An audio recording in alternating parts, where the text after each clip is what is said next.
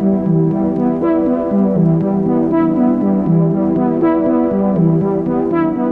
Sun, a huge cloud of gas composed mostly of hydrogen and helium, and it's so massive that it doesn't easily fade away. It has a mass 333,000 times greater than Earth, the brightest object in the sky about 13 billion times brighter than the next brightest star, Sirius. But surprisingly, there is nothing really special about it. The universe is filled with billions and trillions of stars like the Sun. There are actually more stars than all the grains of sand on every beach on Earth. A yellow dwarf that eventually will grow into a red giant, explode and die, but will never completely disappear. The Sun is considered a small to medium-sized star which, despite being called a yellow dwarf, emits light in the wide spectrum that we all enjoy here on Earth. What makes our Sun to stand out among other stars is its nearly perfectly spherical shape, with the difference between polar and equatorial diameter no more than 10 kilometers. Also, it is very expensive. 1/1000th of the Sun's mass is made of gold, which seems like a tiny fraction, but taking into the consideration a huge mass of the star, this small fraction turns into staggering 1.9 sextillion kilograms. To help you better understand how huge this number actually is, this amount of gold is enough to replace all the water in every ocean, sea, lake and river on the planet with a pure gold. And if we were to sell all of it, it would be worth 119 septillion of dollars. But gold is not the only valuable thing that the Sun possesses. There is one more unique trait to it. On one of its orbits, it has a planet with intelligent life. We may not be even as valuable as all the gold in the Sun, but we are intelligent, and as a civilization with a great potential and interplanetary ambitions, our value goes up. But here the question: are we the only intelligent civilization in the Milky Way galaxy? To make an estimation, in 1961 Frank Drake formulated an equation to determine an estimate number of active extraterrestrial civilizations in the Milky Way galaxy.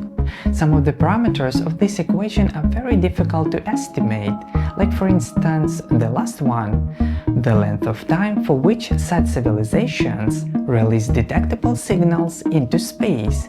It's really hard to tell since we are not even sure if they exist. Some scientists calculated that we should have around 15 million of such civilizations. Pretty optimistic results since we haven't noticed any signs of intelligent life for thousands of years of astronomical observations. Until on November 28, 1967, we got this.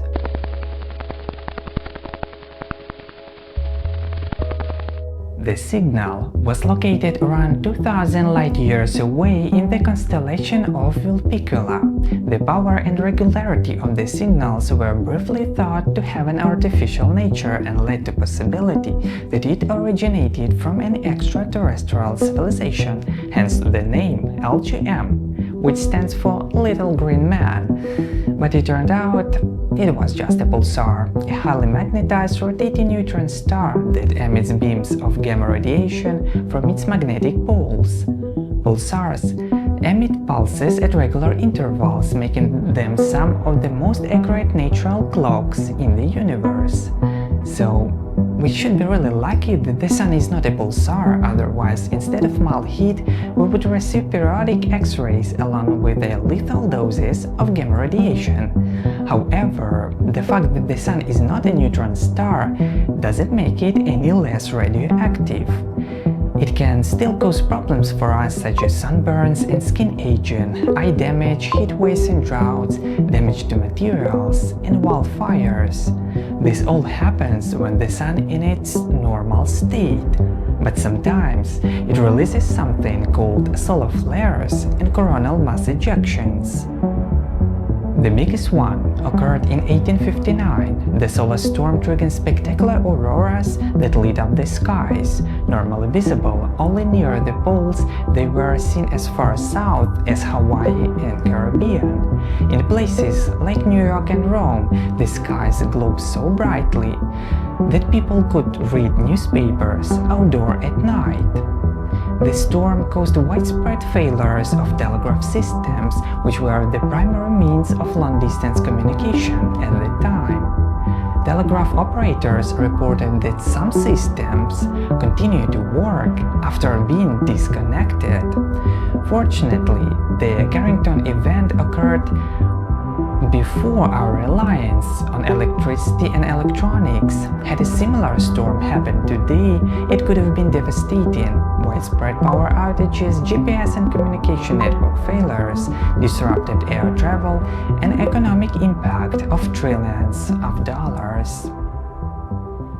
So, the sun could definitely cause some problems for us, but what's gonna happen when it dies? Also, how it's gonna happen? The one thing is for sure, it will be epic. When we look at the sun, we can only see the outer layers, the photosphere, during an eclipse the corona. But the inside of the sun is not uniform. It is composed of several layers, each with different properties, all powered by nuclear fusion. Deep in the core, temperature reaches 15 million Kelvin, which makes for hydrogen atoms to fuse into one atom of helium. Every second, the sun fuses about 600 billion kilograms of hydrogen into helium. This fusion releases an enormous amount of energy that powers a self-sustained fusion reaction and radiates excess energy into outer space. This energy travels outward through the sun's layers, taking thousands of years to reach the photosphere. Once it reaches the surface, the energy emitted as light and heat, reaching our planet in only 8 minutes and 19 seconds. The Sun formed approximately 4.6 billion years ago from a molecular cloud of supernova explosion and is about halfway through its main sequence stage. Since then, it made about 25 complete rotations around the center of the Milky Way galaxy and only roughly 0.1% of one rotation since the humanity emerged. In the future, the Sun's luminosity will gradually increase by about 1% every 100 million years, until it becomes 1,000 times brighter than it is today. In approximately 5 billion years, the Sun will run out of hydrogen in its core and start to fuse helium and synthesize carbon and oxygen, making the end of main sequence stage. At that point, the Sun's core will begin to contract while its outer layers will expand and cool down to around 3000 Kelvin, giving it a distinct red color. This marks the beginning of the red giant phase. During this phase, which will last about 1 billion years, the Sun will lose around a third of its mass.